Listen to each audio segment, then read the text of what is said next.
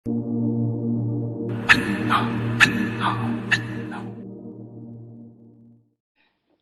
بڑے بادشاہ ہوتے ہیں، جو بڑے حاکم ہوتے ہیں، وہ دیکھتے ہیں کوئی کمزور، کوئی بے کس، محتاج میرے سامنے اپنی محبتوں کے ساتھ اپنی پونجی لے کر آیا ہے، سرمایہ لے کر آیا ہے، تحفہ لے کر آیا ہے، تو بادشاہ اسے قبول کر کے اپنے گھر میں نہیں رکھتا، بلکہ اس پر محبت کا ہاتھ رکھ دیتا ہے، قبولیت کا ہاتھ رکھ دیتا ہے۔ یہ قبولیت کا ہاتھ رکھ دینا، محبت کا ہاتھ رکھ دینا، یہ بادشاہ کی نگاہ میں قبول کرنے اور بادشاہ کی نظر میں مقبول ہونے کی علامت ہوتی ہے۔ ہاتھ رکھنے کے بعد بادشاہ کہہ دیتا ہے اب یہ تم میری طرف سے لے جاؤ، اب تم اسے استعمال کرنا، اب یہ تیرا نہیں رہا بلکہ میرا ہو گیا، میری طرف سے اسے استعمال کر لینا۔ اسی بنیاد پر جب مومن بندہ جانور کو ذبح کرتا ہے، قربانی کو ذبح کر دیتا ہے، جیسے ہی ذبح کیا گیا اللہ کی بارگاہ میں اس کی قربانی پہنچ گئی، ابھی خون کا ایک قطرہ زمین پہ نہیں گرا کہ اللہ کی بارگاہ میں اس کی قربانی پہنچ گئی۔ اب ہونا تو یہ تھا کہ اس کو نہ کھایا جاتا نہ کسی کو دیا جاتا، لیکن اللہ نے کہا میں نے قبول کر لیا ہے، اب تم میری طرف سے اس جانور کو میری طرف سے قبول کر لو اور اس کو استعمال کرنا۔ لہذا خدا کی اس تحفے کا ادب یہ ہوا کہ آج کے دن تم روزہ نہیں رکھ سکتے، کیونکہ اگر تم نے روزہ رکھا تو اللہ نے جس نذرانے اور تحفے کو قبول کیا ہے اور پھر تجھے خوش ہو کر اس نے واپس کر دیا ہے، اب اگر تم اس کو نہیں کھاتے تو اللہ کی طرف سے اعراض ہو جائے گا۔ لہذا بادشاہ کی طرف سے، اللہ کی طرف سے گویا قربانی کے جانور کا گوشت کھانا ایک طرح سے ادب شاہی کے مطابق ہوا کہ اسے تم استعمال کرو، اگر استعمال نہیں کرتے تو آداب شاہی کے خلاف ہو جائے گا۔ مگر اسی کے ساتھ ساتھ آپ یہ جانتے ہیں کہ اگر بادشاہ کے دربار میں اگر کچھ پیش کیا جائے تو وہ ظاہری اعتبار سے بھی اور باطنی اعتبار سے بھی بے عیب ہونا چاہیے، اس میں کسی طرح کا کھوٹ نہ ہونا چاہیے، اس میں کسی طرح کا کوئی عیب نہ ہونا چاہیے۔ اسی بنیاد پہ اللہ رب العزت نے قرآن کریم میں ارشاد فرمایا لن تنالوا البر حتى تنفقوا مما تحبون، کہ تم بڑی نیکی اگر چاہتے ہو، نیکی کا اعلیٰ درجہ اگر چاہتے ہو، قبولیت اور مقبولیت کا اعلیٰ درجہ اگر چاہتے ہو تو تم ایسا مال اللہ کے راہ میں خرچ کرو جو مال تمہاری نگاہ میں پسندیدہ ہو۔ وہی مال پسندیدہ ہوگا جو ظاہری اعتبار سے اور باطنی اعتبار سے بھی بے عیب ہونا چاہیے۔ وہ مال جو قیمتی ہو اور قیمتی ہونے کے ساتھ ساتھ اس میں ظاہراً بھی کوئی عیب نہ ہو اور باطناً بھی اس کے اندر کوئی عیب نہ ہو، قیمت کے اعتبار سے بہت عمدہ ہو، جسم کے اعتبار سے بہت فربہ ہو۔ ظاہر بات ہے کہ ایسے ہی نیکی اور ایسا ہی عمل اللہ کے ہاں زیادہ قبول ہے۔ تو لن تنالوا البر حتى تنفقوا مما تحبون، اس لیے کہا گیا کہ قربانی کا جانور تمہارا بے عیب ہونا چاہیے، ظاہراً اس میں کوئی عیب نہ ہونا چاہیے،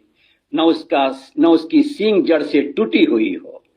نہ اس کے پاؤں اتنے ٹوٹے یا لنگڑے ہو کہ چل نہ سکتا ہو، نہ اس کی دم زیادہ کٹی ہوئی ہو، نہ بالکل مڑیل ہو، نہ ہی اس کے کان تہائی سے زیادہ کٹے ہوئے ہوں، وغیرہ جو عیب آپ جانتے ہیں۔ در حقیقت اس عیب سے پاک ہونا اس جانور کا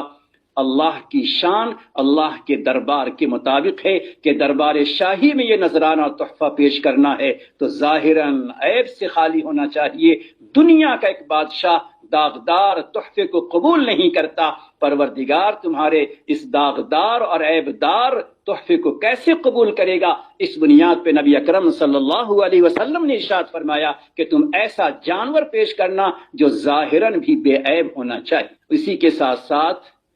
باطنی اعتبار سے بھی اس قربانی میں کوئی عیب نہ ہو۔ باطنی اعتبار سے عیب نہ ہونے کا مطلب کیا ہے اس کو ذرا سمجھیے۔ ظاہراً تو عیب نہ ہو جانور کے جسم میں، اور باطنی طور پہ عیب نہ ہو جانور کا جو مالک ہے، جو نذرانہ پیش کر رہا ہے، اس کے دل میں کوئی کھوٹ نہ ہو۔ کھوٹ کا مطلب کیا ہوا؟ یعنی اس کے اندر دکھلاوا نہ ہو، اس میں مقابلہ آرائی نہ ہو، اس میں ایک دوسرے کے جانور کے سامنے اپنے جانور کو بہتر بتلانا نہ ہو، اس کے جانور خریدنے کا منشا یہ نہ ہو کہ میرے فلاں نے اتنے کا خریدا تو میں تو اتنے کا خریدوں گا، اس کا جانور اتنا فروا ہے تو میں اس سے زیادہ فروا خریدوں گا۔ گویا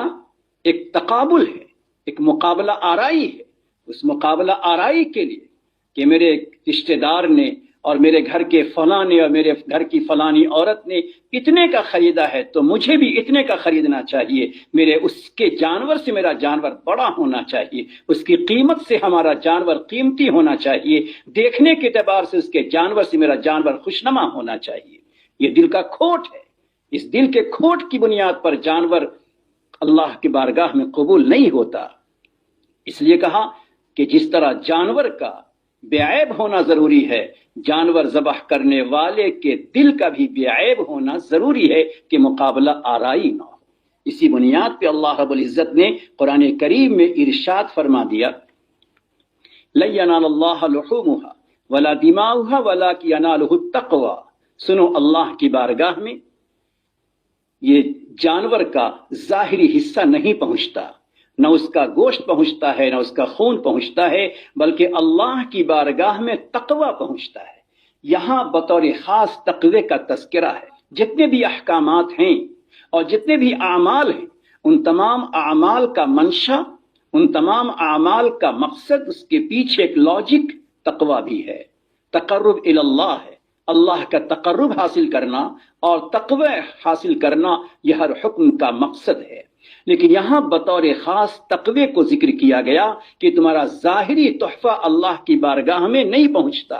بلکہ کیا پہنچے گا؟ تیرے دل کے جذبات پہنچیں گے، تیرے دل کے ارادے پہنچیں گے، تیرے دل کی تمنائیں پہنچیں گی، تیرے دل میں اٹھنے والی لکیریں پہنچیں گی کہ تمہارے قربانی کرنے کا منشا، اس کا مقصد لوگوں کو دکھلانا تو نہیں ہے، جتانا تو نہیں ہے، اپنی دولت کا اظہار تو نہیں ہے، یا آپس کے جانوروں میں مقابلہ آرائی تمہارے دل کا جذبہ تو نہیں ہے۔ اگر تم نے ہزاروں ہزار کے جانور خرید لیے اور دل میں مقابلہ آرائی کا جذبہ آ گیا تو سمجھ جاؤ کہ جس طرح جانور میں ظاہری عیب اگر ہوتا ہے اور وہ خدا کی بارگاہ میں اس کی قربانی قبول نہیں ہوتی، اے جانور ذبح کرنے والے، نذرانہ اور تحفہ پیش کرنے والے، اگر تیرے دل میں عیب اگر آ گیا ہے، اس عیب کی بنیاد پر خدا کے یہاں تیری قربانی، تیرا نذرانہ قابل قبول نہیں ہوگا۔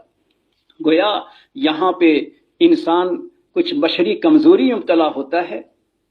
انسان میں کچھ نہ کچھ کمزوریاں ہوتی ہیں، بطور خاص اس کمزوری سے پاک و صاف کرنے کے لیے خاص طور پہ اس کا تذکرہ کیا گیا۔ اس میں اشارہ ملتا ہے کہ ہو سکتا ہے کبھی نہ کبھی تمہارے دل میں اس طرح کے خیالات آ جائیں، تو کم از کم قربانی کرنے سے پہلے اپنے دل کے رخ کو صحیح کر لینا، اپنے دل کے تار کو صحیح کر لینا، اپنے دل میں اٹھتے ہوئے اور اپنے دل میں پیدا ہونے والے خیالات کو درست کر لینا، اور چند لمحے کے لیے اپنے دل کو صاف ستھرا کر لینا، اور یہ کہنا، میرے اللہ، میری قربانی کا اصل منشا، اس کا اصل مقصد اللہ تیری رضا ہے۔ اے اللہ، اگر میرے دل میں مقابلہ آرائی آ گئی ہو، دکھلاوا آ گیا ہو، نام نمود آ گیا ہو، قیمتوں کا جتلانا آ گیا ہو، تو پروردگار میں اس سے توبہ کرتا ہوں، اپنے دل کو خالی کرتا ہوں۔ اے اللہ، صرف تیری رضا کی خاطر ایسا کر رہا ہوں۔ اگر کوئی بندہ قربانی سے پہلے بھی یہ نیت کر لے گا، اپنے دلوں کو پاک اور صاف کر لے گا، تو انشاءاللہ اس کا فائدہ اس کو ظاہر ہو جائے گا۔